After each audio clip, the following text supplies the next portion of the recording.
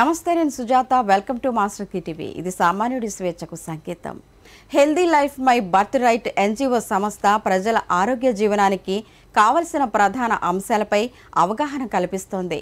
సురక్షిత నీరు, మంచి ఆహారము, పరిశుభ్రత, వాతావరణం, శారీరక మానసిక ఆరోగ్యంతో పాటు కుటుంబం, సమాజంతో గల సంబంధ బాంధవ్యాల విషయంలో స్వచ్ఛమైన నీటికి, ఆనందకరమైన జీవనానికి గల సంబంధంపై అవగాహన కల్పించే ఉద్దేశ్యంతో చెక్ మై డ్రింక్ వాటర్ పుస్తకాన్ని కొంతమంది సామాజిక కార్యకర్తలు మరియు నిపుణులు సహాయంతో రూపొందించి సమాజానికి అందిస్తున్నారు.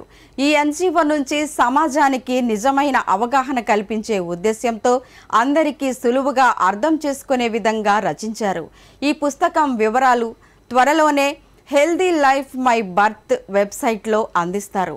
చెక్ మై డ్రింక్ వాటర్ పుస్తకానికి ఫ్రీ లాంచ్ టాక్గా చర్చ జరిగింది. ఈ చర్చా కార్యక్రమంలో academician, immunologist and microbiologist doctor P Apparao, paediologist, physician, Keerthana hospital managing director doctor N Jayakumar, academic certified career coach doctor A Srinivasulu, HR practitioner, business coach and advisor, social activist, founder member healthy life my birth right NGO Ram అకేళ్లతో పాటు entrepreneur, HR skills trainer and other speaker Srimati Lavanya Buddharapu తదితరులు పాల్గొన్నారు. ఇప్పుడు ఆ చర్చా కార్యక్రమాన్ని చూద్దాం. అందరికీ నమస్కారం. నా పేరు Lavanya Buddhavarapu. Check my drinking water, మీరు సరిగ్గానే విన్నారండి. నీళ్లు చెక్ చేసుకుందాం అని అడుగుతున్నాం. అయితే అందరికీ తెలుసున్న నీళ్ళే కదా, దీన్ని మళ్ళీ చెక్ చేసుకోవడం ఏంటి, రోజు తాగుతాను కదా, దీని గురించి ఎన్ని విషయాలు మనకు తెలుసు అని అనుకుంటున్నారు కదా. కానీ మనం తాగే ఆ రోజు తాగే మంచి నీటి వల్ల కూడా మనకి ఎన్నో రకాల మంచి చెడులు ఉన్నాయని, ఆ నీటికి సంబంధించిన రకరకాల వివరాలు కూడా మా దగ్గర ఉన్నాయని అంటూ మేము ఒక పుస్తకంతో మేము ముందుకు వస్తున్నాం. దాని పేరే చెక్ మై డ్రింకింగ్ వాటర్. దానికి సంబంధించి అసలు ఆ పుస్తకం ఎందుకు వచ్చింది, ఆ పుస్తకాన్ని మీ ముందుకు ఎలా తీసుకొస్తున్నాము, దాన్ని చదివితే మీకేం తెలుస్తుందనే విషయాలు మనం ఇప్పుడు ఈ చర్చలో తెలుసుకోబోతున్నాం. నాతో పాటు ఈ చర్చలో పాల్గొనడానికి ఎక్స్పర్ట్స్ అందరూ టీంలో ఉన్నారు. ఆ టీం ఎక్స్పర్ట్స్ అందరూ ఇక్కడ మనతోటి పాల్గొంటున్నారు. రామ్, మన జర్నీ చాలా ఇంట్రెస్టింగ్గా జరిగింది మొదటి నుంచి కూడా. సో ఈ చెక్ మై డ్రింకింగ్ వాటర్ అనే పుస్తకం గురించి నేనైతే చెప్పాను ఈ పుస్తకం గురించి మాట్లాడబోతున్నామని. సో మనం ఇప్పుడు ఒకసారి అసలు healthy life my birth right అంటే ఏంటి, ఈ చెక్ మై డ్రింకింగ్ వాటర్ అంటే ఏంటి, ఈ రెండింటికి మధ్యన రిలేషన్ ఎలా ఉంది ఏంటి అనే విషయాలు నువ్వు చెప్తే బాగుంటుంది అనిపిస్తుంది నాకు.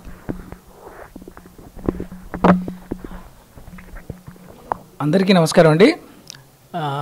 ఈ చెక్ మై డ్రింకింగ్ వాటర్ అనే పుస్తకాన్ని సమర్పిస్తున్నది healthy life my birth right అనేటువంటి ఒక ఎన్జిఓ.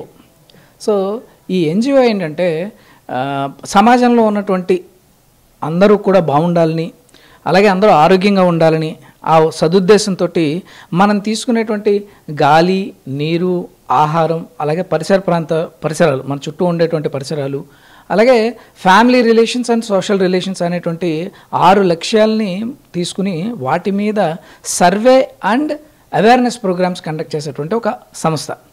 వీరు ఈ స్వచ్ఛంద సంస్థ ముందుగా హెల్దీ వాటర్ అనేటువంటి ఒక కాన్సెప్ట్ని తీసుకున్నప్పుడు దాన్ని ఒక పుస్తక రూపంలో తీసుకొచ్చి అందరికీ కూడా దాని గురించినటువంటి వివరాలు అందించాలి అనేటువంటి సంకల్పంతో దాన్ని ముందుకు తీసుకెళ్తున్నారండి. ఎందుకు అంటే నీరు అనేది అది ఒక్కటే మన పదార్థం ప్రకృతిలో సెల్ లెవెల్ వరకు, అంటే మనిషి యొక్క కణజాలం వరకు వెళ్ళి అక్కడ మనకి రకరకాలైనటువంటి పనులు చేస్తూ ఉంటుంది మన బాడీ లోపల. అలాగే ఒంట్లో ఒక 70% నీరు, మానవ శరీరంలో 70% ఉండేది నీరే. అలాగే వచ్చేటువంటి వ్యాధులు కూడా 70% వ్యాధులు వాటర్కి సంబంధించినటువంటి వ్యాధులే వస్తున్నాయన్నమాట. సో దీన్ని దృష్టిలో పెట్టుకుని ఎన్జిఓ సంస్థ healthy life my birth right అనేటువంటి సంస్థ ఈ పుస్తకానికి శ్రీకారం చుట్టడం జరిగింది. సో దానికి ముందుగా అసలు ఈ సంకల్పాన్ని ఎలా మొదలు పెట్టడం జరిగింది, దాన్ని ఎలా ముందుకు తీసుకెళ్ళడం జరిగింది, మేమందరం కూడా ఎలా కలిసాము అనేటువంటి విషయం గురించి శ్రీనివాసులు గారు ఒకసారి దీని గురించి చెప్పాల్సిందిగా అడుగుతున్నారు. అందరికీ నమస్కారం అండి. నా 30 ఏళ్ళ ఈ ఎడ్యుకేషన్ ఫీల్డ్ ప్రయాణంలో వేల మంది స్టూడెంట్స్ని ఒక మ్యాథ్స్ లెక్చరర్ అనుకోండి, తర్వాత ఒక స్కూల్స్ అండ్ కాలేజెస్ ప్రిన్సిపల్గా వర్క్ చేయడం జరిగింది. అలాగే ఒక పెద్ద సంస్థకి నువ్వు డీన్గా వర్క్ చేసిన తర్వాత అందులో థౌజండ్స్ ఆఫ్ స్టూడెంట్స్ని తీర్చిదిద్దిన తర్వాత ఎప్పుడైతే ఈ కోవిడ్ అనేది మనల్ని ఒక మహమ్మారిగా మనల్ని ప్రబలించిందో అప్పుడు అంటే స్వతహాగా నేను కొంచెం హెల్త్ కాన్షియస్ పర్సన్ అండి. ఎప్పుడు కూడా కొన్ని జాగ్రత్తలు తీసుకోవాలనేటువంటి ఆలోచనతో ఉండేవాడిని అనమాట. ఈ కోవిడ్ తర్వాత ఇంకా కొంచెం నేర్చుకోవాలా, తెలుసుకోవాలా, స్టడీ చేయాలనే ఉద్దేశంతో ఈ కొన్ని పుస్తకాల్లో కానీ కొన్ని డాక్యుమెంట్స్ అలా రెఫర్ చేసినప్పుడు నీటి గురించి ఒక ఆసక్తి పెరిగిందండి. సో ఆ ఆసక్తిలో ఏంటంటే నేను కొంచెం అలా చేసుకుంటున్నప్పుడు నాకు ఈ స్టడీస్లో నాకు ఏంటంటే ఈ రాయటం కొంచెం అలవాటు ఉంటుందండి. అంటే నోట్స్ పిల్లలకి రాస్తూ ఉంటాం కదా, ఆ రాసే భాగంలో నేనైతే చదువుతూ ఉంటానో వాటిని అండర్లైన్ చేసుకునేసేసి వాటిని మళ్ళీ నోట్స్గా తయారు చేసుకున్నప్పుడు ఇదే ప్రయాణంలో నాకు మన లావణ్య గారు తారసపడ్డారు, తర్వాత రామ్ గారు కూడా తారసపడ్డారు. అంటే చెప్తారు కదండి, the birds of same feather flock together అంటారు కదా. సో ఆ ప్రయాణంలో మేము అందరం ఒక చోటి కలిసాము. దీన్ని ఒక పుస్తక రూపంలో తీసుకుంటే బాగుంటుంది అనేటువంటి ఒక ఉద్దేశంతో కలిసి చర్చించుకున్నాము. రామ్ గారు మన ఎన్జిఓని రిప్రజెంట్ చేస్తున్నారు కదా, healthy life my birth right అని చెప్పేసి. అందులో ఒక మంచి ఉద్దేశం ఏంటంటే కేవలం అవేర్నెస్ కాకుండాను ఒక సర్వే ద్వారా అంటే వాళ్ళకి అవేర్నెస్ కలిగిస్తూ తర్వాత వాళ్ళు సర్వే చేస్తూ, ఉదాహరణకి ఇప్పుడు చెక్ మై డ్రింకింగ్ వాటర్ అని చెప్పి సర్వే మొదలు పెట్టామన్నమాట. సో దాంట్లో ఏంటంటే ముందుగా ప్రజలకి అసలు మనం తాగుతున్న నీళ్ళు ఏంటి, ఎప్పుడైనా పరీక్షించుకున్నారా అనేటువంటి దృక్పథంతో వాళ్ళని కలిసేసి వాళ్ళతో మాట్లాడినప్పుడు కొన్ని చక్కని విషయాలు కూడా తెలుసుకున్నాను అనమాట. అందులో భాగంగా కొంతమంది శాస్త్రవేత్తలు అసలు నీటి గురించి ఏం చెప్తా ఉన్నారు, ప్రపంచవ్యాప్తంగా అసలు నీటికి సంబంధించిన ఏంటి అని చెప్పేసి చాలా చాలా ఆసక్తికరమైన విషయాలు తెలిసిందండి. అవే మీకు ఈ పుస్తక రూపంలో ఇవ్వడం జరిగిందండి. నిజంగా చెప్పాలంటేనో ఈ పుస్తకం చదివిన తర్వాత ప్రజలకు అందరూ కూడా అంటే నీటిలో ఎంత విషయాలు ఉన్నాయా అనేటువంటి ఇది తెలుస్తుందండి. అలాగే మనం ఇప్పుడు తాగే నీళ్ళ గురించి మాట్లాడుకుంటామండి. సో ప్రపంచవ్యాప్తంగా మన భూమి చూసినట్లయితే 70% నీళ్ళు అంటాము. అందులో మళ్ళీ కేవలము 3% మాత్రమే తాగలిగే నీళ్ళు ఉంటాయి. అందులో మళ్ళీ తాగడానికి అర్హత ఉన్నటువంటిది లెస్ దెన్ 1%. ఇది చూస్తే మనకి వింటే ఆశ్చర్యంగా ఉంటుంది.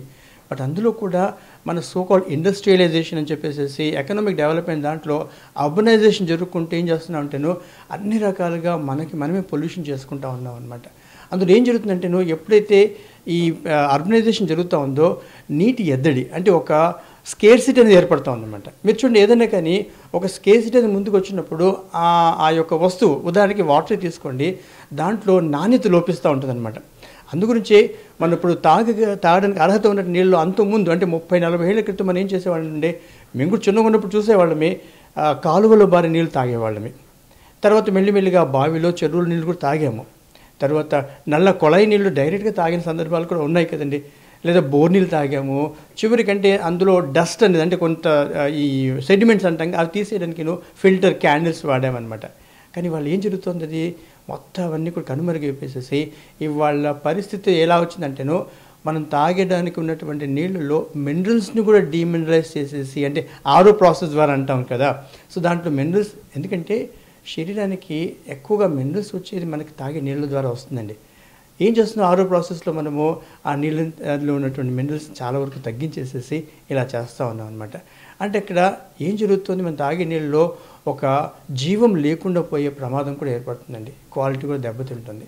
సో ఈ విషయాలన్నీ కూడా స్టడీ చేస్తున్నప్పుడు కొన్ని చక్కగా అంటే ఇవాళ మనకి శరీరానికి చక్కగా ఉపయోగపడే ఆరోగ్యకరమైన నీటి గురించి కూడా దీంట్లో ప్రస్తావించడం జరిగింది. కేవలం ప్రస్తావించడం కాకుండా వీటి గురించి డాక్టర్లు ఏమంటా ఉన్నారు, సైంటిస్టులు ఏమంటా ఉన్నారు, ప్రపంచవ్యాప్తంగా వీటి యొక్క అవేర్నెస్ ఏంటి అనేది కూడా ఇందులో పొందుపరచడం జరిగింది. ఈ భాగంలో మన డాక్టర్ అప్పారావు గారిని కూడా కలవడం జరిగింది. సో ఆయన కూడా కొన్ని మంచి మంచి విషయాలు మాతో షేర్ చేసుకున్నారు. ఆ విషయాలను కూడా ఈ బుక్లో పొందుపరచడం జరిగిందండి. సార్, మీ యొక్క అనుభవాన్ని మాతో షేర్ చేయగలరా? అండి, శ్రీనివాస్ గారు చెప్పినట్టుగా నీటి ప్రాముఖ్యత ఎంత ఉంది. అయితే భూమి మీద పుట్టినటువంటి మనుషులకి అందుతున్న నీరు, మనకి తాగడానికి సరిపోయే నీరు బిలో 1%. అసలు మనిషి అంటే ఎవరు? 2 తల్లి తండ్రి దగ్గర నుంచి ఇచ్చిన 2 అర్ధకణాలు అవి మల్టిప్లై 10⁻14 సెల్స్గా మారుతాయి. ఈ బాడీలో అనేక రకాలైన ప్రకృతిలో ఉన్న అనేక లవణాలని, ఖనిజాలని, మాంసకృతుల్ని ఎంత తయారు చేసుకొని ముందు ఒక సాఫ్ట్వేర్ ఏర్పడుతుంది. అదే జీన్స్ అంటే. తద్వారా ఈ మనిషి పెరిగినప్పటికీ మనిషి తనకు సరిపోయే రిసోర్సెస్ పుట్టిన దగ్గర నుంచి పోయేంత వరకు కూడా వాటితో పట్టలేదు. రోజు వాటిని నింపుకుంటూ ఉండాలి. ప్రకృతిలో తన ఆహారాన్ని తీసుకుంటూ ఉండటం ద్వారా వాళ్ళు పైనుంచి కొన్ని కావాలంటాయి. అవన్నీ ఎసెన్షియల్స్ లైక్ వాటర్, ఫుడ్, కొన్ని మినరల్స్, కొన్ని అమినో యాసిడ్స్, ఇవన్నీ కూడా దే ఆర్ ఎసెన్షియల్. అవి లేకపోతే వీడు బ్రతకలేడు. సో ఎసెన్షియల్స్ అన్నీ కూడా నేచర్ ఇస్తుంది. నేచరు ఆ రకంగానే డిజైన్ చేసింది. నిజంగా నేచర్లో ఇవేమీ లేకపోయింటే అలాగే సృష్టించి ఉండేదేమో. అందుకు మనం తీసుకుంటూ ఉండాలి. వీటితో పాటు మన శరీరంలోకి శత్రువులు కూడా ప్రవేశిస్తూ ఉంటారు. ఈ భూమి మీద ఈ జీవి బ్రతికి ఉండాలి అంటే దీని నిర్మాణంలో అనేక రకాలైన ఛాలెంజ్లు ఎదుర్కోవడానికి సరిపోయేటటువంటి నిర్మాణంతోనే పుట్టింది. కానీ ఆ ఛాలెంజెస్ అన్నీ కూడా కరెక్ట్గా ఎదుర్కోలేని పరిస్థితుల్లో అవి వ్యాధుల కింద మారిపోతూ ఉంటాయి. ఈ వ్యాధుల తాలూకా సంఖ్య పెరిగిపోతుంది. ఈ వ్యాధుల తాలూకా సంఖ్య తగ్గించడంలో నీటి ప్రాధాన్యత ఉన్నదా అన్నది కూడా మనం కాసేపట్లో చర్చించుకునే అవకాశం ఉంది. అయితే మేము చర్చిస్తున్నప్పుడు మాకు చిన్న చిన్న విషయాలే చాలా సిల్లిగా అనిపించేవన్నమాట. ఎందుకంటే మనం తాగే నీళ్ళ వల్ల మనకు తలనొప్పి రావచ్చు, తాగకపోతే కూడా తలనొప్పి రావచ్చు అంటే ఎంత సిల్లిగా ఉంటుంది. సాధారణంగా అవన్నీ మనం అబ్జర్వ్ చేయం కదా. కానీ ఇక్కడ మేము పుస్తకం రాస్తున్నప్పుడు అంటే ప్రపంచవ్యాప్తంగా ఉన్న ఎంతోమంది సైంటిస్టులు కానీ, డాక్టర్లు కానీ, లేదంటే న్యాచురోపతిస్టులు కానీ, వీళ్ళందరూ కూడా నీళ్లతోటి వాళ్ళ పేషెంట్లతోటి కలిపి ప్రయాణం చేస్తూ అసలు ఈ నీళ్ళ ప్రభావం వాళ్ళ పేషెంట్ల మీద ఎలా ఉంది, ఏ నీళ్లు ఎలాంటివి, ఏది ఉపయోగపడుతుంది, అసలు ఏ రకమైన పొల్యూషన్స్, కంటామినెంట్స్ మనకి ఎలాంటి అనారోగ్యాలను తీసుకొస్తున్నాయి, ఎంత చిన్నపాటి శ్రద్ధ మనం తీసుకుంటే ఇలాంటి వాటన్నింటినీ చెక్ పెట్టచ్చు అనే విషయాన్ని మనకు తెలిసినప్పుడు కదా చాలా సరదాగా కూడా నడిచింది ఈ జర్నీ. సో ఈ జర్నీలో మనం అన్నిటికంటే ముందు ఇప్పుడు సోర్సెస్ ఆఫ్ వాటర్ అనేది చాలా ఇంపార్టెంట్ అని మన అందరికీ తెలుసు. ఎందుకంటే తాగే నీళ్ళు మనం రకరకాల సోర్సెస్ నుంచి తీసుకుంటాం. సో ఆ సోర్సెస్ గురించి ఇప్పుడు ఫస్ట్ శ్రీనివాస్ గారు చెప్తే బాగుంటుంది. ఎందుకంటే ఈ రకరకాల సోర్సెస్ అంటే అందరికీ తెలిసినవే కదా అనుకుంటాం. కానీ ఆ సోర్సెస్కి సంబంధించిన ఇన్ఫర్మేషన్ సార్ ఇస్తే ఆయన ముందు మొదలు పెట్టారు కాబట్టి దాని గురించి ఆయన చెప్తేనే బాగుంటుంది సార్. లావణ్య గారు చెప్పినట్టుగానే నిజంగా వాటర్లో ఎంత విషయాలు ఉన్నాయని చెప్పేసి మేము రీసెర్చ్ చేస్తున్నప్పుడు ఒక విషయం చెప్తానండి. అంటే ఈ సోర్సెస్ చెప్పే ముందుగాను మనందరం కూడాను రోజు ఉదయం స్నానం చేస్తాం కదండి. అంటే మన చర్మం పైనటువంటి డస్ట్ అని పోవడానికి రకరకాల సబ్బులు ఉపయోగిస్తాం, రకరకాల సోప్స్ అనండి, లేకపోతే ఇంకేమైనా లోషన్స్ అని ఉపయోగిస్తూ ఉంటాం కదా. మరి లోపల అంతరంగా ఉన్నటువంటి శరీరం ఉంది కదండి, చాలా ఇంపార్టెంట్ అది. మరి దానికైనా స్నానం చేయిస్తున్నామా అంటే కానీ నవ్వు చేస్తాం, దానికి స్నానం చేయించడం అనిపిస్తూ ఉంటుంది అనమాట. బట్ నిజంగా మన ఇంటర్నల్ బాడీ కనుక శుద్ధిగా ఉన్నట్లయితే ఎక్స్టర్నల్ బాడీ ఆటోమేటిక్గా రిపేర్ అయిపోతూ ఉంటుందండి. సో ఈ ఆసక్తి విషయం నాకు వచ్చినప్పుడు నిజంగా మనం స్నానం చేసేటప్పుడు కూడా నీళ్ళని చూస్తాము. మురికి నీళ్ళతో స్నానం చేయం కదండి, మంచి నీళ్ళతో స్నానం చేస్తాం. అలాగే మన నీళ్ళు తాగేటప్పుడు కూడా మరి దానికి అర్హత ఉందా, లోపల శుద్ధి చేసే అర్హత ఉందా అని చూసుకోవాల్సిన అవసరం ఉంది కదండి. అది నాకు ప్రేరేపించింది అనమాట. అప్పుడు నేను నా స్టడీ చేస్తున్నప్పుడు ముందుగా 30 ఏళ్ల క్రితము అప్పుడు చూసాం మనము కాలువలు మరి నీళ్ళు తాగేవాళ్ళమే. అదొక సోర్స్ ఆఫ్ డ్రింకింగ్ వాటర్గా ఉండేది ఒకప్పుడు. ఎందుకంటే ఒక విషయం ఇంకోటి నేను ప్రస్తావిస్తానండి. ఇప్పుడు మన ప్రపంచ పటంలో చూసినప్పుడు మన భారతదేశ చిత్రపటం చూసినట్టయితే కనుక మన భారతదేశంలో జీవనదులు ఉన్నాయండి, ఒకప్పుడు ఉండేవి అనమాట. సో మనకి ఆ దుస్థితి రాలా. అదే కనుక వెస్ట్రన్ కంట్రీస్ అంటాం కదా, అక్కడ వాళ్ళకి జీవనదులు లేవు. కాబట్టి వాళ్ళు నీటి ఎద్దడి అప్పటి నుంచి ఉండంటే వాళ్ళు ఒక సోర్స్ని స్టోర్ చేసుకోవడం కానీ లేకపోతే ఇంకేదో చేసేవాళ్ళు అనమాట. కానీ మన దగ్గర అలా కాదనమాట, డైరెక్ట్గా పారే నీళ్ళే తాగేవాళ్ళమే. సో ఇప్పుడు ఎందుకు వచ్చిందంటేను దాన్ని స్టోర్ చేయడం మొదలు పెట్టడం నుంచి ఎప్పుడైతే మనం మొదలు పెట్టేసామో అప్పుడు ఇది వచ్చిందనమాట. అలాగే మానవాళి ఒకసారి మనం 100 ఏళ్ల క్రితం కానీ 500 ఏళ్ల క్రితం కానీ చూసినట్లయితే మనిషి ఎక్కడ జీవనాన్ని మొదటి కొనసాగించే నీరు ఎక్కడైతే ఉందో అక్కడ నివాసయోగ్యంగా తీసుకునేవాళ్ళు అనమాట. అదే కదండి ఉండేది.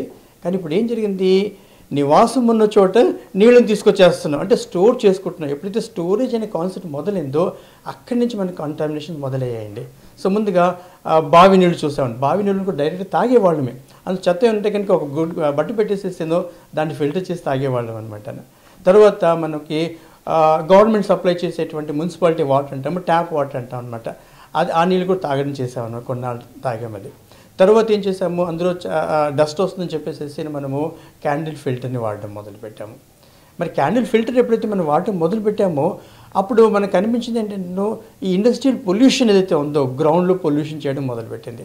ఎక్కడి నుంచి వచ్చింది పొల్యూషను, ముందుగా కేవలం డస్ట్ మాత్రమే కనిపించేది. ఆ తర్వాత మనకి కెమికల్స్ అంటే ఇండస్ట్రియలైజేషన్తో ఏంటంటే ఉన్నటువంటి మురికి అంతా కూడాను నీళ్ళకి పక్కన కానివ్వండి అక్కడ కలిపేది. సో మనకి లోపల గ్రౌండ్లో ఉన్న వాటర్ కూడా కలుషితం అయిపోయేసి కెమికల్స్ పొల్యూషన్ మొదలైందనమాట. ఆ తర్వాత ఏం జరిగింది, మెల్లిగా మనకి కొన్ని వేస్టేజ్ కూడా, అంటే ప్లాస్టిక్ లాంటి వ్యర్థ పదార్థాలను కూడా నీళ్ళున్న చోట మనం వదిలిపెట్టడం మొదలుపెట్టామన్నమాట. అప్పుడు ఇంకా అంటే బయో సంబంధించినటువంటి పొల్యూషన్ మొదలైందనమాట. అంటే ఇవాళ మనము ఆ రిసోర్స్ న్యాచురల్గా ఉన్నటువంటి వాటర్ని పక్కన పెట్టేసేసి దాన్ని ప్రాసెస్ చేసుకుంటూ, అంటే బయటికి వెళ్ళినప్పుడు ప్యాకేజ్ డ్రింకింగ్ వాటర్ అని చెప్పేసి అందులో ప్లాస్టిక్ డబ్బాల్లో మనము బాటిల్స్లో తీసుకోవడం జరుగుతూ ఉంటుంది. ఇది ఎమర్జెన్సీ పర్వాలేదండి, కానీ అదే పదిగా తీసుకున్నట్లయితే అది ఖచ్చితంగా మన లోపల శరీరం, మన ఆరోగ్యాన్ని డెఫినెట్గాను ఒక ప్రభావం చేసేసి ఆరోగ్యం దెబ్బతీసే ప్రమాదం ఉందండి. సో వీటిపైన స్టడీ చేస్తున్నప్పుడు మరి ఇంతకు ఏ నీళ్ళు తాగితే బాగుంటుంది? మరి అందరూ కూడాను ఇవాళ ప్రపంచవ్యాప్తంగా రివర్స్ ఆస్మాస్ ద్వారా నీళ్ళు తాగుతూ ఉన్నాము. బట్ అందులో జరిగేటువంటి ఈ యొక్క డీమినరలైజేషన్ అనేది మనకు చాలా ప్రమాదంగా ఉండే అవకాశం ఉంది. కాబట్టిను నెక్స్ట్ స్టెప్ ఏం చూసినప్పుడు ఒక టెక్నాలజీతో మొదలైంది. దాని గురించి ఇంకా ఫర్దర్గా డిస్కస్ చేయడం జరుగుతూ ఉంటుంది. రామ్ గారు, మనం డిస్కస్ చేస్తున్నప్పుడు మనం ఇప్పుడు కంటామినేషన్స్ అన్నాం కదా, ఆ కెమికల్ కంటామినేషన్ చెప్పేసి వాటి గురించి మనం చర్చిస్తున్నప్పుడు మీకు కూడా కొన్ని ఆసక్తికరమైన విషయాలు కనిపించాయి కదా, వాటి గురించి మీరేం చెప్పగలరా? యాక్చువల్గా మేము చేస్తున్న ఈ స్టడీలో ముఖ్యంగా 3 రకాల కంటామినేషన్స్ ఉంటాయి అనేటువంటి విషయాన్ని తెలుసుకోవడం జరిగింది. మనం ఇందాక అన్నట్టు మనం తాగే నీళ్లు కనుక మనం తీసుకున్నట్టయితే ఎవరు మనకి గ్లాస్లో వాటర్ తీసుకొచ్చి ఇచ్చినా కూడా అది క్లీన్గా ఉందా లేదా అనేటువంటి విషయాన్ని మాత్రం మనం పరిశీలించి క్లీన్గా కనిపిస్తే మనం తాగేస్తాం. మనం ఎవరింటికి వెళ్ళినా లేకపోతే మన ఇంట్లో ఉన్నా కూడా గ్లాసులోకి చూసి బాగుంది అనుకుంటే తాగేస్తాం మనం కదా. సో అది ఏ లెవెల్ అంటే దాన్ని ఫిజికల్ లెవెల్ అంటారు. దాన్ని ఫిజికల్గా మనకి ఏ రకమైనటువంటి డస్ట్ పార్టికల్స్ కానీ వేరే ఏ రకమైనటువంటి కంటామినేషన్స్ లేకపోతే మనం వాటర్ తాగడానికి అర్హమైంది అని చెప్పి మనం తీసేసుకుంటాం. ఇది మొట్టమొదటి contamination at a physical level, కంటితో చూసేది. తర్వాత కెమికల్ అంటే మనకి ఈ రసాయన పదార్థాలతో కూడినటువంటి నీళ్లు మనకి అంటే ఎక్కడెక్కడి నుంచో వచ్చినటువంటి వాటర్ని అఫ్కోర్స్ గవర్నమెంట్ వాళ్ళకు దాన్ని ఫిల్టర్ చేసి వాళ్ళు పంపించినా అది ప్రవహించేటప్పుడు మన ఇంటి వరకు చేరేటప్పుడు ఆ తర్వాత రకరకాల సీవేజెస్ వీటన్నింటిలోనూ కలిసిపోయి భూమిలో ఉండేటువంటి రకరకాలైనటువంటి వ్యర్థ పదార్థాలు అంటే ఈ పెస్టిసైడ్స్ కానీ హెర్బిసైడ్స్ కానీ ఇట్లాంటివన్నీ కూడా దానిలో భూమిలోకి ఇంకి అవన్నీ కూడా మనకి మన ఇంటి వరకు ప్రవహించి రావడం జరుగుతుంది. కానీ వాటిని మనం కంటితో చూసి మాత్రం తెలుసుకోలేని పరిస్థితుల్లో మనం ఉంటాము. వాళ్ళు ఇచ్చేటువంటి క్లోరినేషన్ కానీ లేదా వాళ్ళు చేసేటువంటి చిన్న చిన్న ట్రీట్మెంట్స్ ఏవైతే ఉంటాయో పూర్తిగా సరిపోవు, అవి కంటికి కనిపించవు కాబట్టి అవి కూడా బాగున్నాయని చెప్పి ఆ కెమికల్ తోటి కూడా మనం కన్జ్యూమ్ చేయడం అనేది జరిగిపోతుంది అనమాట. ఇది కాకుండా మన కంటికి కనిపించని అంటే ఈ కెమికల్ రిలేటెడ్ కాకుండా మనకి 3వ రకమైనటువంటి కంటామినేషన్ ఉంది. దాన్ని మైక్రోబియల్ కంటామినేషన్స్ అంటాం. అంటే మనం మాట్లాడుకుంటున్నటువంటి బ్యాక్టీరియా, వైరస్లు రకరకాలైనటువంటివి ఉంటాయన్నమాట. జనరల్గా నీళ్ళల్లో ఈకోలి బాగా మనకు తెలిసినటువంటి వైరస్ యాక్చువల్లీ. సో ఇందులో ఏంటంటే వీటి వల్ల ఇవి శరీరంలో ఉండేటువంటి రకరకాల భాగాలకి అవి చేరి అవి అక్కడ వాటి యొక్క ప్రభావాన్ని చూపించి మనకు అనారోగ్యాలు కలుగజేయడానికి అంటే బయట నుంచి వచ్చేటువంటి వ్యాధులకు సంబంధించినంత వరకు అవి క్రియేట్ చేస్తున్నాయి. సో ఈ రకంగా మనం కంటామినేషన్స్ను మనం 3 రకాలుగా డివైడ్ చేసుకోవచ్చు. ఇకపోతే దానివల్ల వచ్చేటువంటి రకరకాలైనటువంటి వ్యాధులు ఆ విషయాలన్నింటి గురించి కూడా మన లావణ్య గారు ఒకసారి మీరు దాని గురించి ఒక చిన్న ఇంట్రొడక్షన్ ఇవ్వండి. రామ్, నువ్వు చెప్పిన మాట చాలా వాస్తవం. ఎందుకంటే ఇప్పుడు మనం చెక్ మై డ్రింకింగ్ వాటర్ అనే సర్వే గురించి మాట్లాడుతూ ముందుగా మనం వెళ్ళి రకరకాల వాళ్ళతోటి మాట్లాడినప్పుడు మాకు తెలిసిన విషయం ఏంటంటే వాళ్ళకి అసలు నీళ్లలో పొల్యూషన్ ఉంటుందనే విషయం కూడా తెలియదు. నీళ్ళు వస్తున్నాయి, మేము ఆర్ఓలోంచి తాగుతున్నామండి, మేము ఫిల్టర్లోంచి తాగుతున్నామండి. ఇప్పుడు ఆర్ఓ మంచిది కాదంటున్నారు కదండి అంటే అందుకేనండి మేము నార్మల్ ఫిల్టర్ వాడుతున్నామండి అని అంటున్నారు. అన్నీ బాగానే ఉన్నాయి, అయినా మీ ఇంట్లో అనారోగ్యాలు లేవా అండి అంటే ఎన్ని అనారోగ్యాలు ఉన్నాయి. అయితే ఇలాంటి శాతం అంటే అనారోగ్యాలు ఎక్కువగా ఉన్న శాతం ప్రజలు ఎక్కువగా ఉన్నారు అనే విషయం మాకు కొంత సర్వే చేసిన తర్వాత తెలిసాక మేము ఏం చేసామంటే ఇక్కడతో ఆగిపోకూడదు అని శ్రీనివాస్ గారు ఈ నాలెడ్జ్ అంటే మనం ముందు దీని గురించి ఇన్ఫర్మేషన్ అంతా తీసుకుని మనం వాళ్ళకి అందిస్తే వాళ్ళకి ఇంకొంచెం మంచి జరుగుతుంది. ఎందుకంటే మనం తెలుసుకుని మనం ఆరోగ్య సూత్రాలు పాటిస్తే ఏం సరిపోతుంది. Healthy life my birth right అనే ఒక ఎన్జిఓ అసలు స్థాపించిన కారణమే జనానికి ఒక మంచి సొల్యూషన్ చూపించాలి. అట్మాస్ఫియర్ పొల్యూషన్ కావచ్చు, లేకపోతే ఫుడ్ పొల్యూషన్ కావచ్చు, లేదా వాటర్ పొల్యూషన్ కావచ్చు, సైకలాజికల్ ఇష్యూస్. ఈరోజు స్ట్రెస్ లేనివాడు ఎవరు లేరు. సో అలాంటి ఇష్యూస్ ప్రతివాడు సూసైడల్ టెండెన్సీస్ తోటి మనకి కనిపిస్తున్నారు. సో ఇలాంటి ఇష్యూస్ కానీ లేదంటే ఫిజికల్ హెల్త్ కానీ లేదా మెంటల్ హెల్త్ కానీ రిలేషన్షిప్స్లో ఎక్కడ క్వాలిటీ లేదు అని ఇలాంటి విషయాలన్నీ మనం అందరం ఒప్పుకునే విషయాలే. ఈరోజు అంటే గట్టిగా చెప్తే ఒకప్పుడు డాక్టర్లు ఇంతమంది ఉండేవారు కాదు మనకి. ఇప్పుడు ఏంటంటే వీధి వీధికి రకరకాల స్పెషలైజేషన్ చేసిన డాక్టర్లను మనం చూస్తున్నాం. ఎందుకు చూస్తున్నాం అంటే అన్ని రకాల సమస్యలు మన మధ్యన తిరుగుతున్నాయి కాబట్టి. సో ఇదైతే మనందరం ఒప్పుకోవాలండి. సో ఇన్ని సమస్యల గురించి మనకి తెలుసున్నప్పుడు ఆ విషయాల్ని మనం జనంలోకి సరైన విధిగా చేర్చకపోతే మనం నిజంగానే సమాజానికి ఒక బాధ్యత గల పౌరులుగా మనం ఏం చేస్తున్నట్టు కాదు అని మా అందరికీ అనిపించింది. సరిగ్గా మా అందరినీ కలిపింది కూడా అదే విషయం కాబట్టి మేమేమనుకున్నామంటే ముందుగా నీళ్లు, ఎందుకంటే అందరూ నీళ్లు తాగుతారు, శ్వాస పీల్చడం కరెక్టే, కానీ గాలిని ఇమ్మీడియట్గా మనం కరెక్ట్ చేసుకునే పరిస్థితులు ఇంకా మనకి రాలేదు. చూడాలి, చేస్తాం అది కూడా. కానీ ముందుగా చూడవలసింది ఏంటి, నిత్యం నీళ్లు తాగుతాం కాబట్టి నీళ్ళకి సంబంధించిన ఇన్ఫర్మేషన్ని ముందు రైట్ ఇన్ఫర్మేషన్ని జనానికి ఇవ్వాలి. మీరు తాగుతున్న నీళ్లు మీకు సురక్షితంగా ఉన్నాయా లేదా, నిజంగా మీకు ఆరోగ్యాన్ని ఇస్తున్నాయా లేదా అనే ఒక రైట్ ఇన్ఫర్మేషన్ ఇవ్వడంలో ఈ పుస్తకం పాత్ర చాలా ఉండబోతోంది అని మేము ముందుకు తీసుకొస్తున్నాం అనమాట. అయితే ఈ పొల్యూషన్స్లో ఇందాక సార్ చెప్పినట్టుగా పొల్యూషన్ మాటకు వస్తే మనం ట్యాప్ వాటర్ తాగుతాం కదండి. అంటే నేను ఇక్కడ ఏ గవర్నమెంట్ వాళ్ళని ఏమీ అనటం లేదు. ఫస్ట్ ఇక్కడ మనం తెలుసుకోవాల్సిన పాయింట్ ఏంటంటే క్లోరిన్ అనే దాన్ని ఒక బ్లీచ్గా వాడతారు. ఆ బ్లీచ్ వల్ల ఏంటంటే అందులో ఉన్న మైక్రోబియల్ ఆర్గానిజమ్స్ ఏవైతే ఉన్నాయో అవి చచ్చిపోయి వాటర్ మనకి ఫ్రెష్గా వస్తుంది. కాబట్టి ఆ మైక్రోబియల్స్ వల్ల మనకి ఇబ్బంది రాకుండా ఉండాలి అని చెప్పి దాన్ని అందులో కలుపుతారు. కానీ ఇందులో ప్రాబ్లం ఎక్కడొచ్చిందంటే అవి లాంగ్ టర్మ్ ఆ వాటర్ కనుక మనం తాగుతూ ఉంటే అందరికీ తెలుసున్న విషయమే, కొంతమందికి తెలియకపోతే గుర్తించండి, ఆ క్లోరిన్ వల్ల మనకి ఇరిటేషన్ కలుగుతుంది. ఫస్ట్ ఆ నీళ్ళ మన ఒంటి మీద పోసుకుంటే మన స్కిన్ మండుతుంది. ఆ తర్వాత ఇంకొక విషయం ఏంటి, ఈ మైక్రోబియల్ని చంపుతుంది, బ్యాక్టీరియా కానీ వైరస్ కానీ చంపుతుంది అనే ఒక మాట ఏదైతే అనుకుంటున్నామో అది బయట మాత్రమే కదా, మన శరీరంలో కూడా క్లోరిన్ అదే చేస్తుంది. అయితే మీకు ఒక విషయం తెలుసా, మన శరీరంలో ఉపయోగకరమైన బ్యాక్టీరియా మాత్రమే ఉంటాయి అని అనుకోలేం, అలాగని అనారోగ్యకరమైన బ్యాక్టీరియా మాత్రమే ఉంటాయని అనుకోలేం. రెండూ కలిసి బ్యాలెన్స్ మెయింటైన్ చేస్తూనే ఉంటాయి ఎప్పుడు కూడా మన శరీరంలో. సో అలాంటి బ్యాలెన్స్ మెయింటైన్ చేస్తున్నప్పుడు ఈ క్లోరిన్ ఎప్పుడైతే లోపలికి వెళ్తుందో ఇది హానికారకమైన బ్యాక్టీరియాని చంపుతూ మంచి బ్యాక్టీరియాని కూడా చంపేస్తుందట. ఇది నాకు చాలా అంటే నవ్వే వచ్చింది ఫస్ట్, కానీ తర్వాత నిజంగానే భయం వేసింది. కరెక్టే కదా, మనకు అవసరమైన దాన్నే మన శరీరంలోంచి లేకుండా చేసేస్తే మనకు డెఫినెట్గా ఈరోజు కాకపోతే రేపు అనారోగ్యాలు వస్తూనే ఉన్నాయి కదండి. అలా మనం తాగే ట్యాప్ వాటర్ కావచ్చు, బయట నుంచి పొల్యూషన్స్ వల్ల, ఇండస్ట్రియల్ వేస్ట్ వల్ల ఇందాక నుంచి చెప్తున్నట్టుగా వాటి వల్ల భూగర్భ జలాల్లోకి ఈ పొల్యూషన్స్ వెళ్ళిపోవడం వల్ల లెడ్ కానీ లేదంటే ఇలా రకరకాల పొల్యూటెంట్స్ అందులోకి కలిసిపోవడం వల్ల మనకి long term diseases including women related problems కూడా, గైనకాలజికల్ ప్రాబ్లమ్స్ వస్తున్నాయి, వాళ్ళు కన్సీవ్ అవ్వలేకపోతున్నారు అనేది కూడా డాక్టర్లు చెప్తున్నారు. ఇలాంటి ఎన్నో ప్రభావాలు అంటే చిన్నగా కనిపించినప్పుడు మనకి ఏంటంటే దీనివల్ల కాదు అని మనం అనుకుంటున్నాం, కానీ ఇది కూడా ఒక కారణం కావచ్చు, చూసుకోండి అని అంటున్నాం. మనం తీసుకోగలిగిన జాగ్రత్త అంతా మనం తీసుకున్నాక కూడా ఏదైనా వచ్చిందనుకోండి తప్పలేదు, అప్పుడు మనం ఖచ్చితంగా దానికి సరైన వైద్యం చేయించుకుంటాం. కానీ మనం జాగ్రత్త తీసుకోకుండా వచ్చింది అని బాధపడడం అనవసరం. కాబట్టి prevention is better than cure అనే దానితోటే, ఆ సూత్రంతో మనం ముందుకెళ్దామని మేము మొదలుపెట్టాం. అయితే ఇక్కడ ఇందాక నేను అన్నట్టుగా మంచినీళ్ళు సరిగా తాగకపోతే తలనొప్పి వస్తుంది అన్నారు.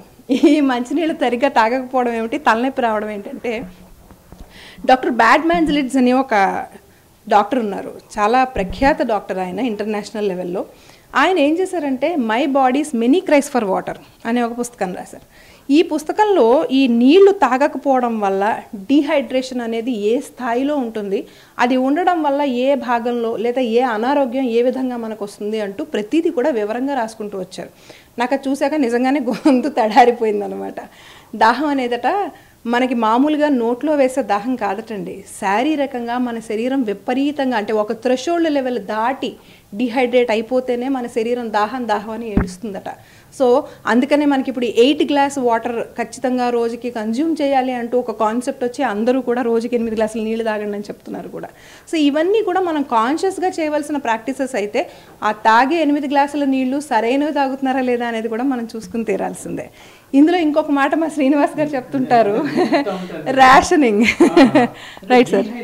సో డీహైడ్రేషన్ అంటే మన శరీరంలో కావాల్సిన మోతాదు నీళ్ళు లేకపోవడం వల్ల డీహైడ్రేషన్ అంటాం కదా. అక్కడ కొన్ని ఆసక్తికర విషయాలు తెలిసాయంటేను, ఉదాహరణకి మనం సపోజ్ ఇంట్లో ఒకరోజు ఇంట్లో నీళ్ళు సప్లై లేదండి, పైన ట్యాంక్లో నీళ్ళు తక్కువగా ఉన్నాయి. అప్పుడు మన ఇంట్లో పెద్దవాళ్ళు ఏం చెప్తారంటే ఈరోజు నీళ్ళు సరిపడా లేవు, మరి జాగ్రత్తగా వాడుకోండి, అవసరమైతే ఇవాళ స్నానం మానేసేయండి అంటాం. అదేంటి స్నానం మానేస్తే ఎలా ఉంటుందంటే కనుక మరి తక్కువ ఉన్నాయి కదా, కనీసం అవసరానికి తాగడానికి ఉండేట్టుగా ఉండాలి కదా అంటే అక్కడ కాన్సెప్ట్ ఎక్కడ వస్తుందంటే నీళ్ళ అవసరం తగ్గించుకోవాలి ఆ పూటకి అని చెప్పేసి అంటాం కదా. మరి ఇది మనం ఫిజికల్గా చేస్తున్నప్పుడు మన శరీరం కూడా అలాగే చేస్తుందని చెప్పేసి డాక్టర్ బ్యాడ్మెన్సిలిస్ట్ చెప్తారండి. అని దాన్ని అంటారంటే వాటర్ రేషనింగ్ అంటారనమాట. మరి మీరు చదివారు కదా, దాని గురించి ఒక్క 2 మాటలు చెప్పండి, చాలా ఆసక్తిగా ఉంటుంది. అంటే ఇంట్లో ఉన్న లేడీస్ పర్టికులర్గా ఈ విషయాన్ని బాగా గ్రహించగలం. ఉన్న సరుకుల్ని అక్కడ వచ్చిన జనాన్ని బట్టి లేకపోతే ఇంట్లో ఉన్న జనాన్ని బట్టి అడ్జస్ట్మెంట్ చేయడం అనేది, రేషనింగ్ అనేది మనందరం చేస్తూనే ఉంటాం. సో ఈ విషయాన్నే ఈవెన్ బాడీ కూడా చేస్తుందటండి. నీళ్లు శరీరానికి తగినంత అందకపోతేనట అందిన నీళ్ళని బాగా అవసరమైన కార్యక్రమాలు ఏవైతే ఉంటాయంటే హార్ట్ బీట్ కానీ, లంగ్లో రెస్పిరేషన్ సరిగా జరగడానికి కానీ, లేదా బ్రెయిన్ యాక్టివిటీ జరగడానికి కానీ, ఇలాంటి ముఖ్యమైన కార్యక్రమాలకి మాత్రమే వాడుకుని మిగిలిన వాటన్నింటినీ వాయిదా వేసి పెడుతుందటండి. కాకపోతే ఇక్కడ ప్రాబ్లం ఏంటంటే వాయిదా వేసి పెట్టేదంతా కూడా మన డీటాక్సిఫికేషన్ని పెడుతుంది ఇక్కడ. అంటే ఇప్పుడు స్నానం చేయకపోవడం అది డీటాక్సిఫికేషన్ ప్రాసెస్లోనే పార్ట్ కదా. మనం బయట స్నానం చేయకపోతే ఒక రోజుతో కాబట్టి కొంతలో కొంత అడ్జస్ట్ అవుతాం. కానీ ఇంటర్నల్ పార్ట్స్ ఎప్పుడైతే ఈ డీటాక్సిఫికేషన్ జరగకపోతే గనక మనకి ఫస్ట్ ఆఫ్ ఆల్ కాన్స్టిపేషన్ అనేది వస్తుంది. ఎందుకంటే నీళ్లు సరిగ్గా తాగకపోవడం వల్ల మాత్రమే ఇనీషియల్గా కాన్స్టిపేషన్ అనేది స్టార్ట్ అవుతుంది అని చెప్పి మహా సైంటిస్టులు కూడా చెప్తున్న విషయం అండి. ఈ విషయం మనం ఎవరైనా గ్రహించక పిల్లలకి కాన్స్టిపేషన్ ఉన్నా, మనకి కాన్స్టిపేషన్ ఉన్నా కూడా దానికి మాత్రలు వేసుకుని సెట్ చేసుకుంటాం. కానీ మనం వేసుకునే మాత్రల వల్ల ఆ క్షణం టెంపరీగా ప్రాబ్లం పోతుంది, కానీ ఇంటర్నల్గా మనకి బాడీ హైడ్రేట్ అవ్వటం లేదు అనేది వాస్తవం. అయితే ఇక్కడ డాక్టర్ గారిని నేను ఇంకొక విషయం అడుగుదాం అనుకున్నాను. ఇక్కడ మనం ఇందాక సార్ చెప్పినట్టుగా ఒక కొత్త టెక్నాలజీ అయోనైజేషన్ అనే ఒక టెక్నాలజీ వచ్చింది. ఈ టెక్నాలజీ నుంచి మనకి ఒక అయోనైజర్ అనే ప్రాసెసర్ ఉంటుంది. ఆ ప్రాసెసర్ నుంచి వచ్చే వాటర్ రీస్ట్రక్చర్డ్ అయోనైజ్డ్ వాటర్ అని అంటారు అని చెప్పారు. ఆ రీస్ట్రక్చర్డ్ అయోనైజ్డ్ వాటర్కి కొన్ని ప్రత్యేకమైన లక్షణాలు ఉంటాయన్నమాట. ఆ నీళ్ళలో యాంటీ ఆక్సిడెంట్స్ ఉంటాయి, అలాగే ఆల్కలైనిటీ న్యాచురల్గా ఉంటుంది. అంటే నీళ్ళలో ఉన్న ఆల్కలైన్ అయాన్స్ ఏవైతే ఉన్నాయో మనకు అందవలసినవి అందుతాయి. అలాగే యాక్టివ్ హైడ్రోజన్ ఉంటుంది. ఆ నీళ్లు కరెక్ట్గా హెక్సగోనల్ షేప్లో ఉండి మన బాడీకి కరెక్ట్గా అందుతాయి. ప్రతి కణం కూడా హైడ్రేట్ అవుతుంది అని చెప్తున్నారు. ఈ విషయం గురించి మేము డాక్టర్ గారితో మాట్లాడుతున్నప్పుడు సార్ ఏమన్నారంటే, ఈయన ఇన్ఫ్లమేషన్ అనే ఒక పాయింట్ మీద రీసెర్చ్ చేసి కొన్ని వేల మంది పేషెంట్స్ని ట్రీట్ చేసిన వ్యక్తి ఈయన. ఆర్థరైటిస్ కావచ్చు, లేదా ఆస్తమా కావచ్చు, క్యాన్సర్ కావచ్చు, లేదా చిన్న ఎంత చిన్నది అని మనం అనుకున్నామో అలాంటి అన్ని రకాల సమస్యలకి, ఎంత సంక్లిష్టమైనదో ఆ రకమైన సమస్యలకి కూడా వారు ట్రీట్మెంట్ చేస్తున్నారు. అయితే ఆయనతో మాట్లాడినప్పుడు అసలు సార్ ఈ ఇన్ఫ్లమేషన్ ఏంటి, అసలు ఇన్ఫ్లమేషన్కి యాంటీ ఆక్సిడెంట్స్కి గల సంబంధం ఏంటి, ఆర్ఓఎస్ అనే ఒక పదం చెప్తారు సార్. సో ఈ ఆర్ఓఎస్ అంటే ఏంటి, ఎందుకు అది మనకి ఎలాగ హాని కలిగిస్తుంది, అందులో యాంటీ ఆక్సిడెంట్స్ మనకి ఎలాగ హెల్ప్ చేస్తాయి, ఈ విషయం గురించి డాక్టర్ గారు మాకు కొన్ని విషయాలు చెప్తే, అంటే ఈ పుస్తకంలో మనం అయితే మెన్షన్ చేస్తున్నాము, కానీ మీ మాటల్లో చెప్తే ఇంకా బాగుంటుందని మాకు అనిపిస్తుంది sir. Please sir. Thank you. ముఖ్యంగా ఏంటంటే అమ్మా, మన శరీరంలో చెప్పాను కదా ఇన్ని కణాలు ఉంటాయని, 10⁻14 అంటే 10 పక్కన 14 సున్నాలు పెట్టాలన్నమాట. అన్ని కణాలు రాసి మనం దీంట్లో ఫైనల్గా బాహ్యంగా వచ్చేటటువంటి శత్రువులు మన మీద దాడి చేసి జరిగే ప్రాసెస్ కణాలు చచ్చిపోవడం. ఈ కణాలు ఎందుకు చచ్చిపోతాయనంటే, ఒకటి దానికి సరిపోయేటువంటి ఎనర్జీ లేకపోవడం వలన, ఏటీపీ కానీ లేకపోతే చచ్చిపోతుంది. ఏటీపీని తయారు చేసేటటువంటి మైటోకాండ్రియాలు అవి కూడా సహజంగా పనిచేయకపోతే అవి చచ్చిపోతాయి. తర్వాత కాల్షియం, మన బాడీలో జరిగిన అనేక ప్రాసెస్లు కాల్షియం హోమియోస్టేసిస్ చాలా ఇంపార్టెంట్. ఈ కాల్షియం మెకానిజంని ఎక్కడ ఫెయిల్ అయినా సరే మన కణాలు చచ్చిపోయే ప్రమాదం ఉంది. తర్వాత మన బాడీలో ఉండేటటువంటి ఏ ప్రక్రియ తర్వాత అన్నా సరే మనకు లిబరేట్ అయ్యేవి అయోనైజ్డ్ పార్టికల్స్, ముఖ్యంగా దాన్నే ఆర్ఓఎస్ అంటాం. ఈ ఆర్ఓఎస్ సిస్టమ్ అంటే రాడికల్స్, ఫ్రీ రాడికల్స్. ఎప్పుడైతే ఆక్సిజన్ రాడికల్ స్పీసీస్ అంటాం దాన్ని, ఎప్పుడైతే ఇది వచ్చినాయో ఈ ఫ్రీగా లిబరేట్ అయిపోతూ ఉండి, ఇది చైన్ రియాక్షన్ అన్నమాట. ఒకటి లిబరేట్ అయితే ఇంకోటి లిబరేట్ అయితే ఎప్పుడు కూడా పైన ఉండేటటువంటి ఈ చార్జ్డ్ అయాన్స్ ఊరుకో, వెంటనే న్యూట్రలైజ్ అయిపోవాలి. న్యూట్రలైజ్ అయిపోవడం కోసం ఈ చచ్చిపోతున్న కణంలోంచి వెళ్ళిన పక్కనున్న మంచి కణంలోంచి అవి లాగేసుకోవడానికి ప్రయత్నిస్తాయి. ఈ ప్రాసెస్లో అది పాడవుతుంది. అంటే పల్లెటూరులో ఒక ఇల్లు కాలిపోతూ ఉంటే, వరుసలో ఉన్న పురుళ్ళు కాలిపోతుంటే, ఒక ఇల్లు నుంచి ఫైర్ ఇంకో ఇంటి ముట్టించినట్టుగా ఈ సెల్స్ వంటతంటే అవి దహనం అయ్యే ప్రమాదం ఉంటుంది. వీటిని అర్జెంటుగా దీన్ని ఆపుకోగలిగే ప్రక్రియ బాడీకి ఉండాలి. నాలుగోది ఏమిటంటే సెల్ మెంబ్రెయిన్స్ కానీ పాడైపోతే ఈ మెంబ్రెయిన్ కంటిన్యూటీ ఎప్పుడైతే పోయిందో అది పోతుంది. తర్వాత వచ్చినటువంటి ముఖ్యమైన సమస్య డిఎన్ఏ డ్యామేజ్ అవ్వడం. డిఎన్ఏ డ్యామేజ్లో వచ్చినవి మనకి క్యాన్సర్లు ఇవన్నీ కూడాను. అయితే అన్ని ప్రాసెస్లో ఏటీపీ దగ్గర నుంచి, మైటోకాండ్రియా దగ్గర నుంచి, కాల్షియం ఇన్ఫ్లక్స్ దగ్గర నుంచి, యాక్టివ్ రాడికల్ స్పీసీస్ దగ్గర నుంచి వీటన్నిటిలోనూ కూడా జరుగుతుంది మాత్రం ఎండ్ రిజల్ట్ ఇదే.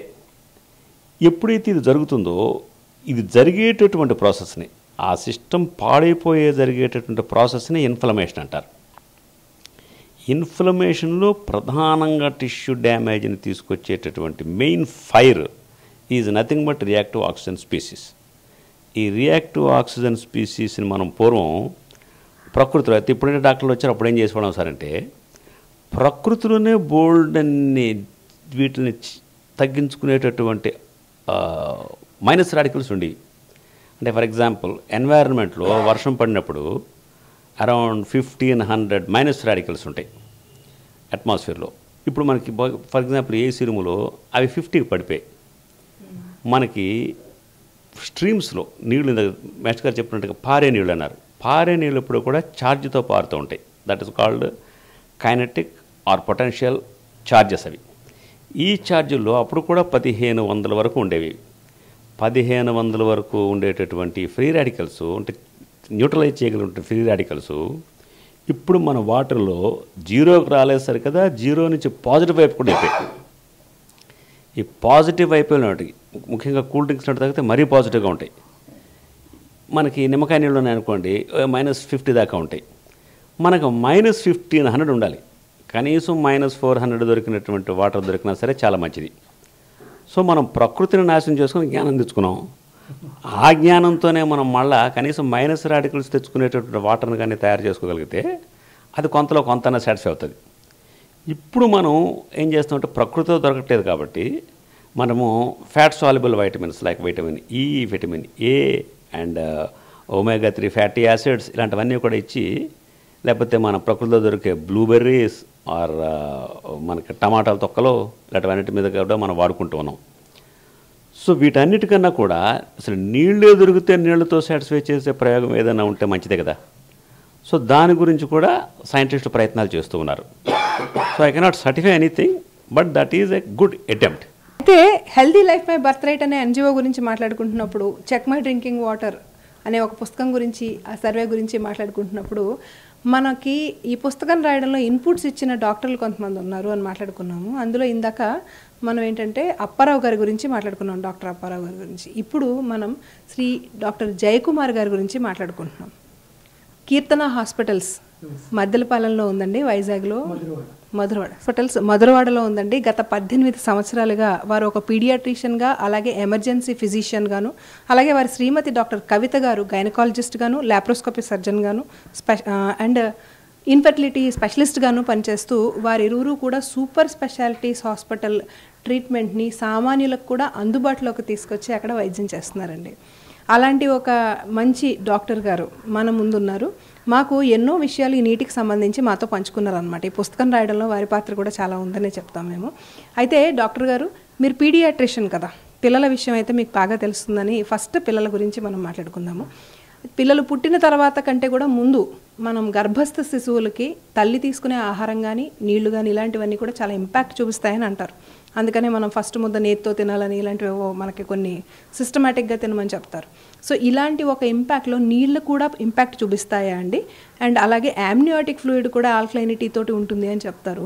సో వాటి వివరాలు మీ మాటల్లో చెప్తే జనానికి ఇంకా బాగా అర్థమవుతుందని నేను అనుకుంటున్నాను. కొంచెం మీరు షేర్ చేసుకోండి.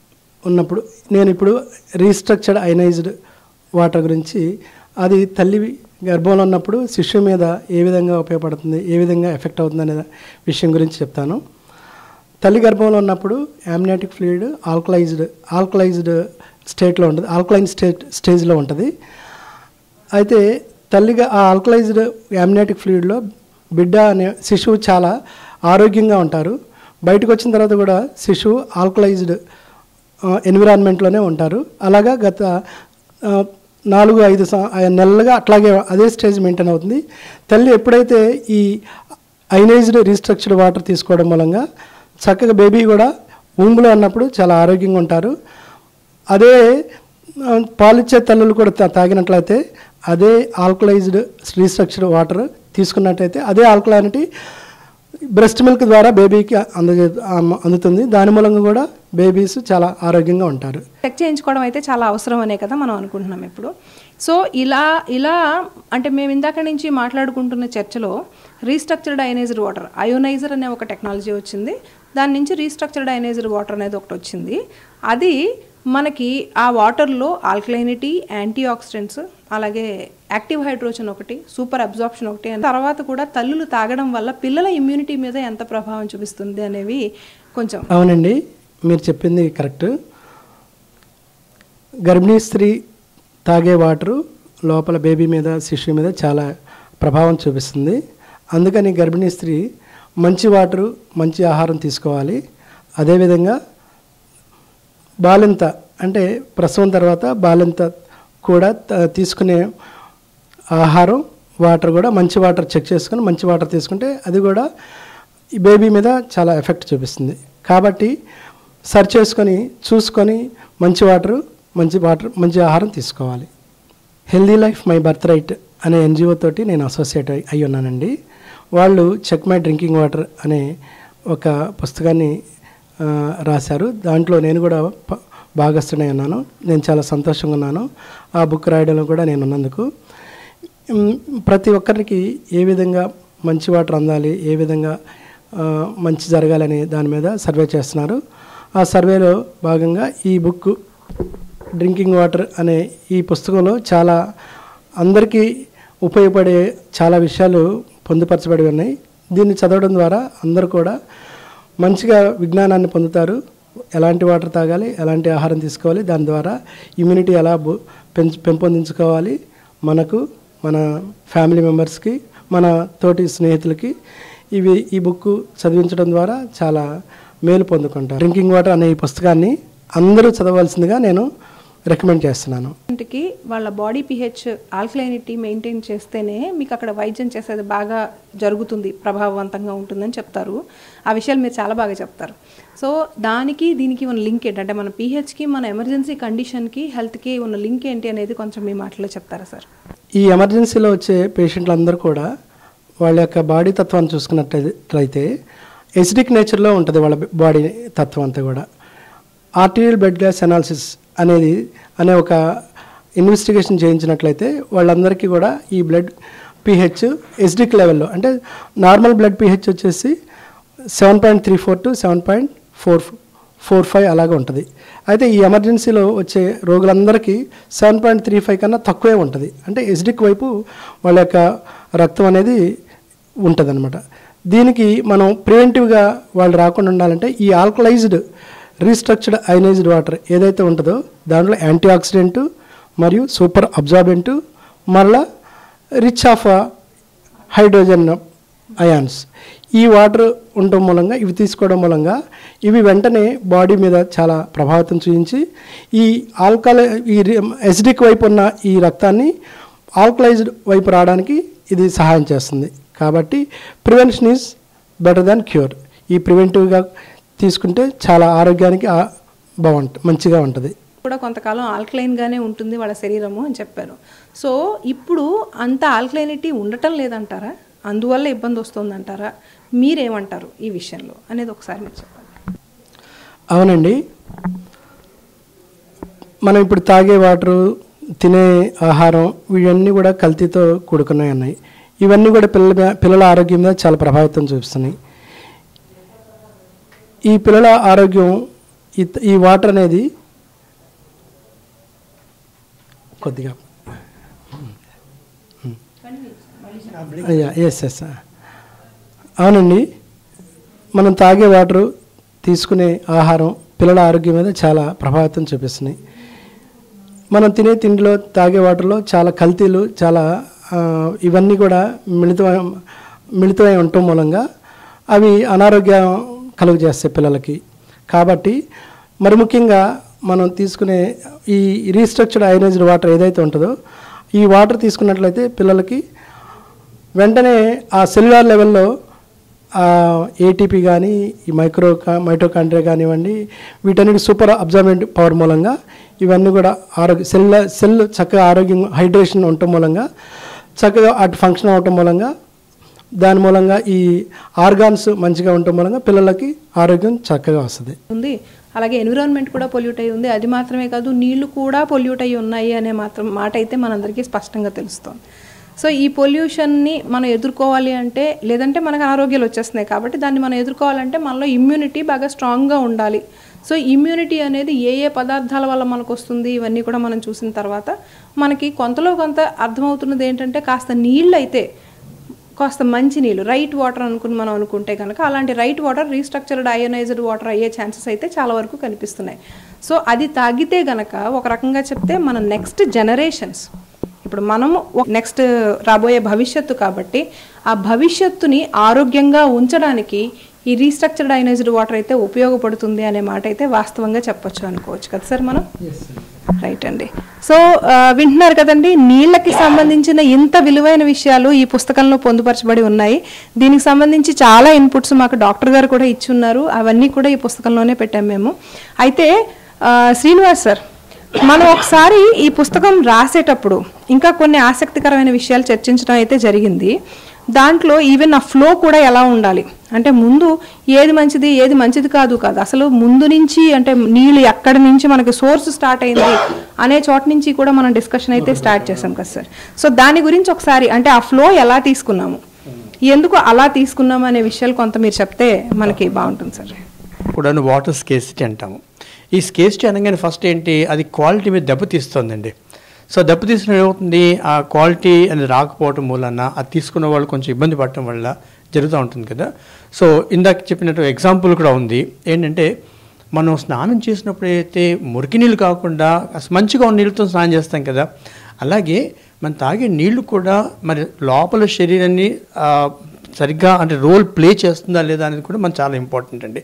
సో దానికి ఆ యొక్క స్టడీలో నేను తెలుసుకుంది ఏంటంటేను, ఎస్, మనం లోపలికి అంతరంగా ఏదైతే బాడీలో ఉన్న ఆర్గన్స్కి తీసుకెళ్లేటువంటి వాటర్ అవుతుందో అది కూడా ఒక మంచి క్వాలిటీ అయి ఉండాలా.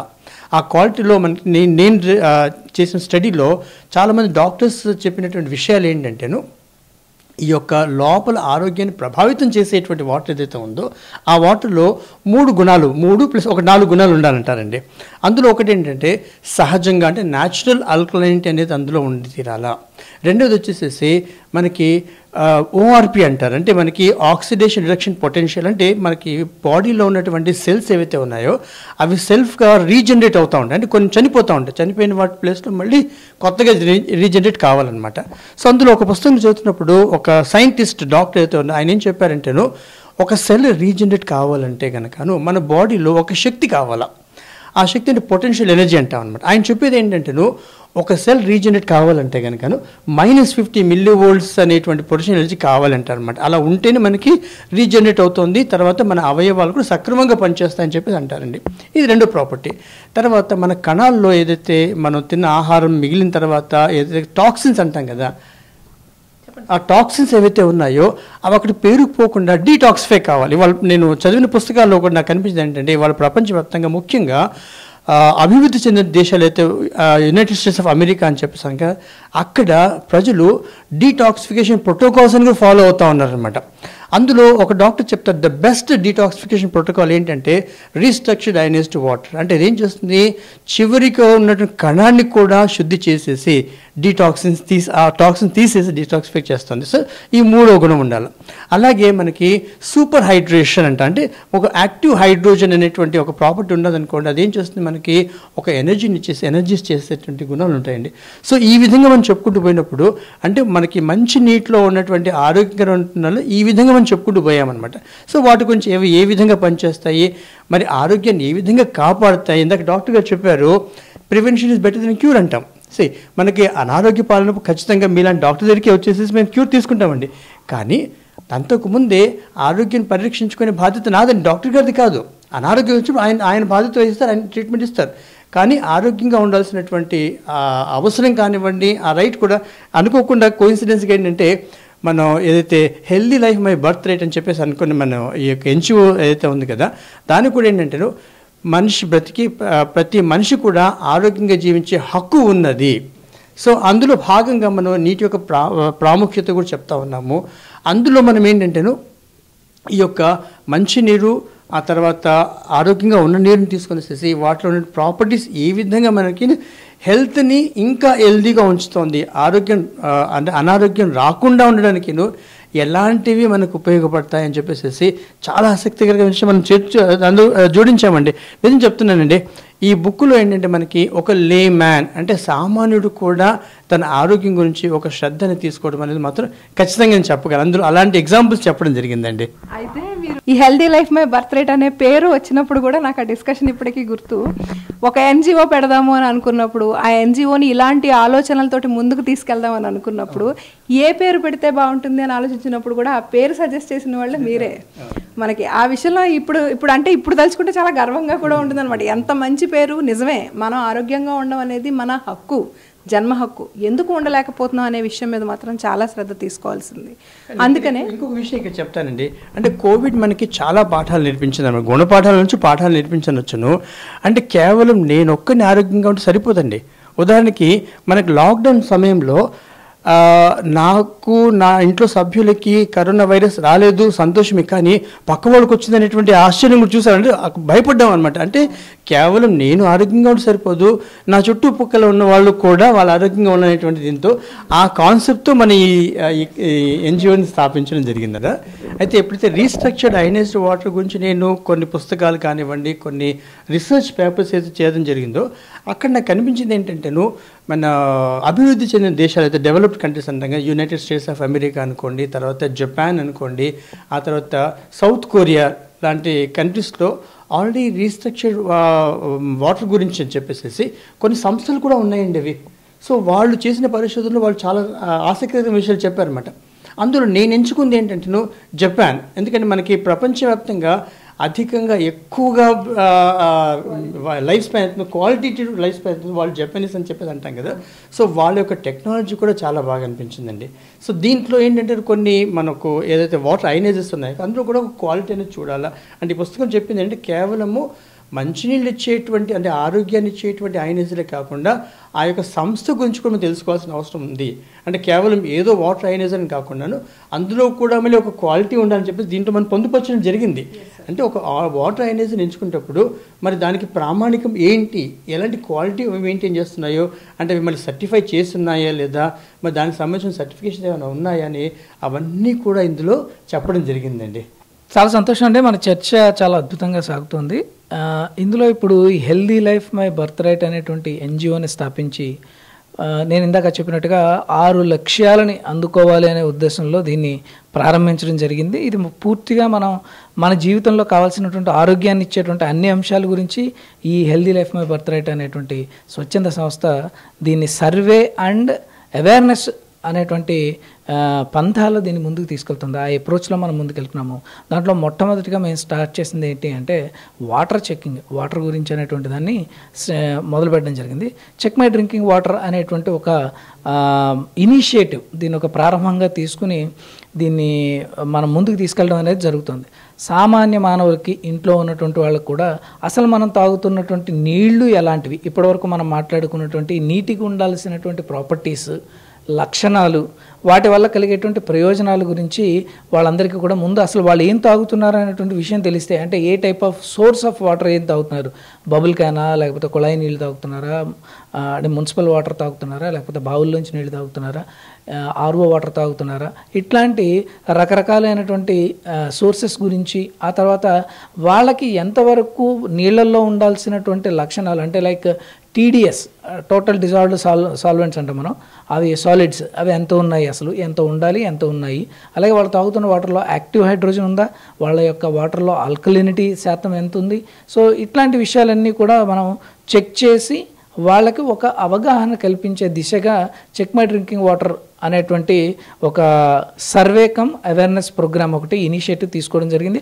దాంట్లో భాగంగానే ప్రజలందరికీ మంచి విషయాలు, అంటే సర్వే ఒకటే కాదు, తర్వాత వాళ్ళకి అవేర్నెస్ కల్పించే విషయాల గురించి ఒక పుస్తకం కూడా రాయడం జరిగింది.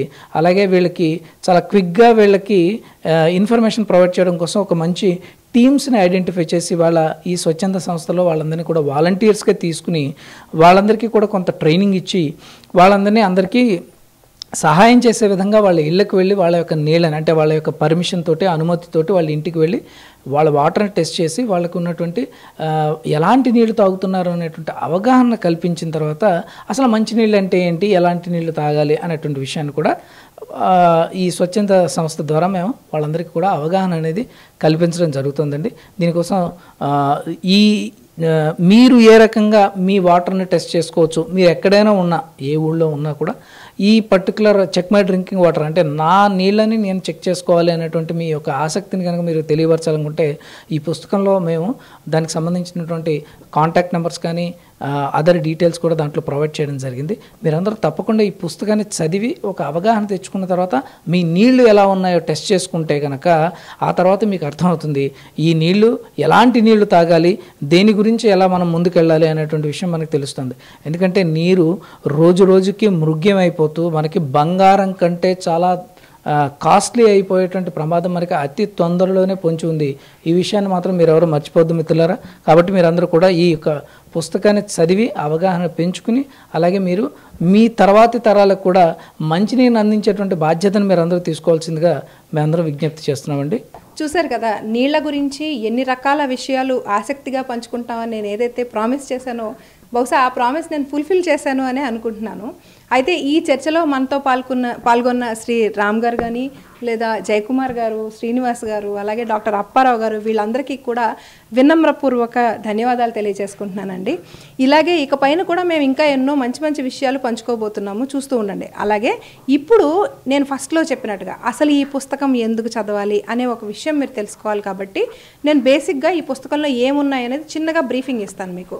ఈ పుస్తకంలో అసలు నీళ్ళేంటి, మన లైఫ్లో వాటి ఇంపార్టెన్స్ ఏంటి, అలాగే మనకి అవైలబిలిటీ ఉన్న సోర్సెస్ ఆఫ్ వాటర్ అంటే మన సాధారణంగా వాడుతున్న నీళ్ళు ఎక్కడెక్కడి నుంచి మనకు వస్తున్నాయి, వాటిలో ఎన్ని రకాల కాలుష్యాలు అలాగే ఎన్ని రకాల మైక్రోబియల్ బ్యాక్టీరియా కానీ మరొకటి కానీ ఎన్ని ఉంటున్నాయి, ఎన్ని రకాల ఈ కాలుష్యాలన్నీ మనకి ఎన్ని రకాల అనారోగ్యాలను కలుగజేస్తున్నాయి, దానికి సంబంధించిన వివరాలు, అలాగే మన బాడీలో ఆక్సిడేటివ్ స్ట్రెస్ కావచ్చు లేదా ఎసిడిక్ స్ట్రెస్ కావచ్చు లేదా హైడ్రాక్సైడ్ అంటే హైడ్రేషన్ జరగకపోవడం వల్ల కావచ్చు మనకి కలుగుతున్న రకరకాల అనారోగ్యాలు ఏమున్నాయి, వాటన్నిటికీ నీళ్లు ఎలా కారణం, అలాగే ఎలాంటి నీళ్లు తాగితే ఇలాంటి అన్ని సమస్యలకి కొంతవరకు మనం చెక్ పెట్టవచ్చు. ఎందుకంటే ఆరోగ్యం అనేది కేవలం ఒక విషయం మీద అయితే ఆధారపడి ఉండదు, అది మనందరికీ తెలుసు.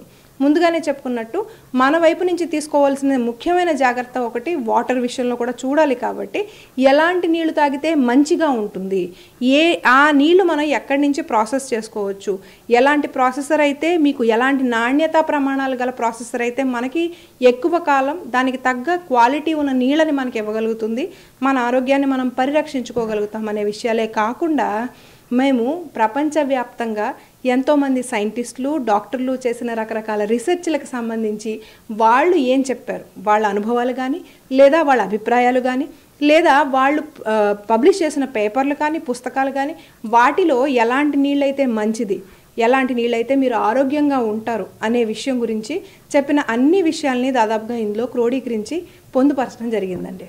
కాబట్టి ప్రతి ఒక్కళ్ళు కూడా ఈ నీళ్ల విషయాన్ని తప్పకుండా తెలుసుకుని ఈ పుస్తకం చదవడం ద్వారా తప్పకుండా తెలుసుకుని ఆరోగ్యాన్ని జాగ్రత్తగా కాపాడుకుంటారని నేను కోరుకుంటున్నాను. అలాగే ఈ పుస్తకం ఎంత ఆసక్తికరంగా చెప్పేసిన తర్వాత మీకు ఒక మాట అయితే అనిపించి ఉండొచ్చు కదా, ఇంతకీ ఈ పుస్తకం ఏది, ఎక్కడుంది, నాకు ఎక్కడ దొరుకుతుంది అని. సరే, దానికే వచ్చేస్తున్నాను. ఈ పుస్తకం త్వరలోనే అమెజాన్లో అవైలబుల్ కాబోతోంది. మీకు తప్పకుండా ఆ వివరాలు కూడా మేము త్వరలోనే తెలియజేస్తాము. మీరు ఆ పుస్తకం తప్పకుండా కొనండి, చదవండి. అలాగే మీకు తెలుసున్న ప్రతి ఒక్కరికి కూడా రికమెండ్ చేయండి.